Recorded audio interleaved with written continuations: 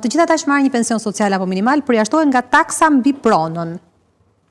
Këta incentive fiskale pastaj që qeveria përdor, pra në një farë mënyrë është një pranim, në thonjza, nuk po them faj, po vështirësi të madhe që ka qeveria. Pra nuk mundëm të ta jap në para, të ta shtoj, të ta bëj 300, 400, 500 sa ç'duhet, dhe mundohem të gjej alternativa tjera për të ta lehtësuar barrën që t'i ke. Mua më duken iniciativa të mira. Por a është diskriminuese vetëm ata me pension minimal dhe social?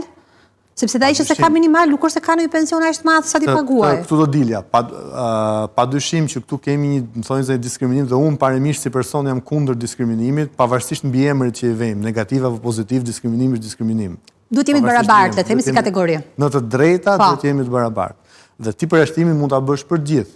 Dhe të gjesh mënyra tjera se si këto që janë më në nevojë të kenë mundësi që të rrisin të ardhurat e tyre. Në fund ato kanë nevojë për të ardhura më shumë, sepse ato përgjithsisht bëjnë ushqime dhe ilaçe, dhe nuk e di se sa përqindje e tyre janë që kanë prona dhe që mundet ta shfrytëzojnë këtë iniciativë. Ama nëse do flasim për gjithë pensionistët, po këtu pastaj është problemi tjetër, janë rreth 800.000 persona që janë mbi 60 vjeç në Republikën e Shqipërisë aktualisht. Pra, pothuajse 1 në 3.